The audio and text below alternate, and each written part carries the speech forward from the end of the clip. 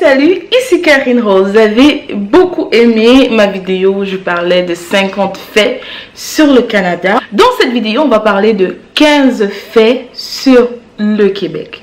Alors, restez connectés.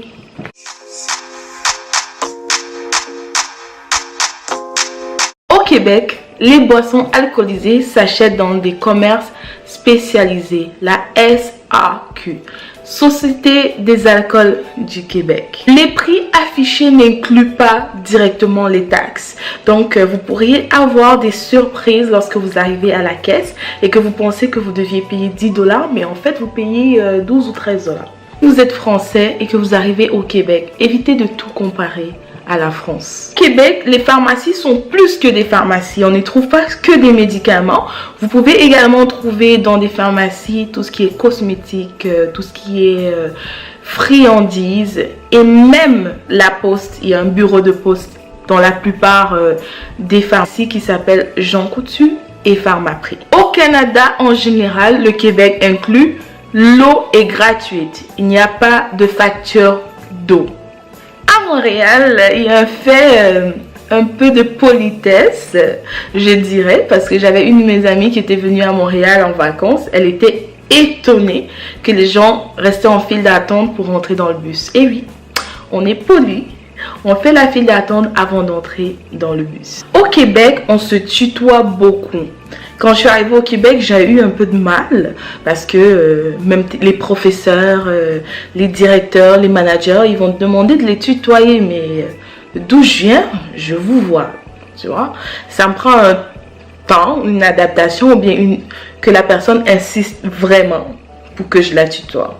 Au Québec, les voitures peuvent tourner à droite lorsque le feu est rouge, sauf sur l'île de Montréal. Les Québécois aiment beaucoup parler de leurs enfants. Alors, si vous avez un collègue, un directeur qui aime parler de ses enfants, n'hésitez pas à lui demander des petites photos, lui poser un peu de questions. Soyez un peu intéressé parce que c'est un sujet qui va souvent revenir. Au Québec, les appartements sont distingués par des demi. Par exemple, un appartement avec une chambre, une salle de bain, une cuisine séparée et un salon séparé.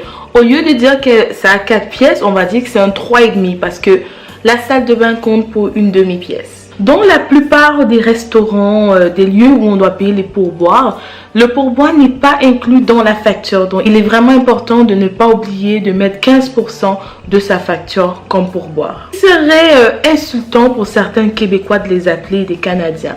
Alors, lorsque vous rencontrez un Québécois, c'est plus safe de dire qu'il est un Québécois qu'un Canadien parce que la plupart des Québécois ont un sentiment d'appartenance particulier au Québec. Si vous êtes français, évitez de corriger les Québécois lorsqu'ils parlent français.